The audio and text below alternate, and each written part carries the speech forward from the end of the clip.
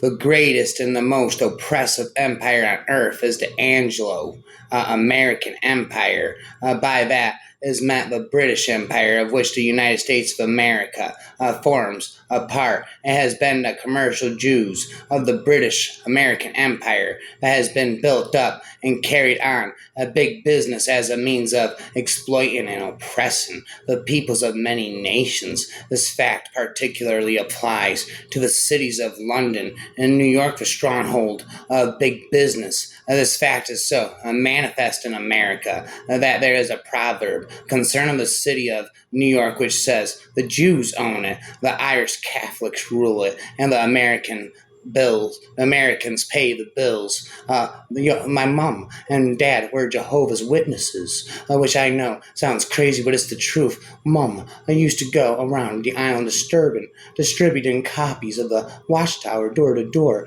He paused. Do you know what her biggest tragedy was? She ran out of doors. Revelation 16:16 calls it the war of the great day of God, the Almighty Armageddon. This war will come in the 20th century. It will come right on schedule, as have the wars, food shortages, earthquakes, and other events foretold. This generation will see its fulfillment. But now in our 20th century, we have come to the time for harvest, a conclusion of the system of things, and the reapers of angels. Reapers are angels, for one thing, the end of 6,000 years of human existence on earth, and the beginning of mankind's seventh millennium of existence may come many years sooner than the year 2000 CE. It is well that this is so. Today, with the world of mankind in such a deplorable condition and being threatened with destruction from so many angels, there are many students and investigators of these threats to human existence who express substantial doubts that mankind will be able to survive till the year 2000 CE. A situation approaching global ruin has existed only in the 20th century, all more reason than to believe that soon Jehovah will take action to protect his property as creation. I'm spitting now Jehovah's Witnesses spit this before Judge Rutherford would accept and use the home. He insisted upon writing the deed that it shall forever be held in trust by the Watchtower Bible and Tract Society for the use of the Lord's work in the earth, with the expectation that in due time Abraham, Joseph, Moses, Joshua, David, Isaiah, or some others of the patriarchs or prophets of olden times will appear and will be glad to use his home, which has been prepared for one or more of them in the western edge of the new world. The story of Beth Sarum has gone around the world, conveying to millions of people the thought that shortly David and others will no doubt be awakened from the sleep of death, when the many factors are put together. We find out that our generation, our day, is the one that is identified in the Bible as the last days. In fact, in the year 1967, we are actually living in the final part of that time. This can be compared to not just the last day of the week, but rather the last part of the last day.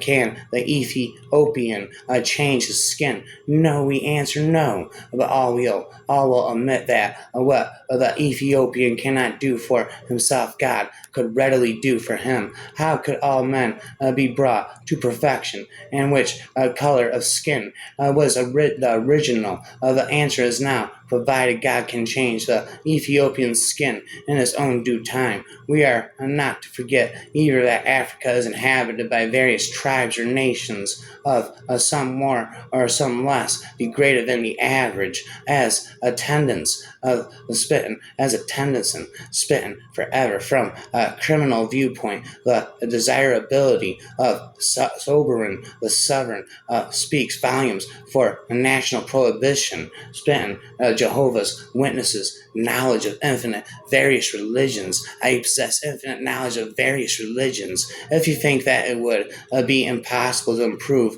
upon the Ten Commandments as a statement of morality, you really owe it to yourself to read some other scriptures. Once again, we need to look no further than the Jain patriarch surpassed the morality of the Bible with a single sentence: do not injure, abuse, oppress, enslave, insult, torture, torment, or kill any creature of a living being. Imagine how different our world might be if the Bible contained this as its central precept. Christians have abused, oppressed, enslaved, insulted, tormented, tortured, and killed people in the name of God for centuries on the basis of a theologically defensible reading of the Bible.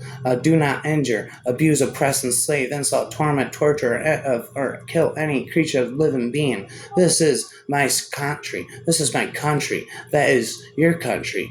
These are the conceptions of narrow souls. To the liberal minded, the whole world is a family. The whole world is a family. Can you hold a red hot iron rod in your hand merely because someone wants you to do so? Then will it be right on your part to ask others to do the same thing just to satisfy your desires? If you cannot tolerate infliction of pain on your body or mind by others' words and actions, what right have you to do the same to others through your words and deeds? Do unto others as you would like to be done by. Injury or violence done by you to any life in any other form, animal or human, is as harmful as it would be if it caused to your own self. Non-injury to all living beings is the only religion. First truth of Jainism. I have knowledge of various religionism, hypnotism, Jainism, hypnotism. For each and every person, our Lord and Master provides sustenance. Why are you so afraid? Oh mine, flamingos fly hundreds of miles, leaving their young ones behind. Who feeds them and who teaches them to feed themselves? Have you ever thought of this in your mind? Your mercy is my social status. One of these individuals whose apparently divine subjective experience of transcendence led to the birth of one of the most of the relatively modern religions of planet Earth was a man named Nanak.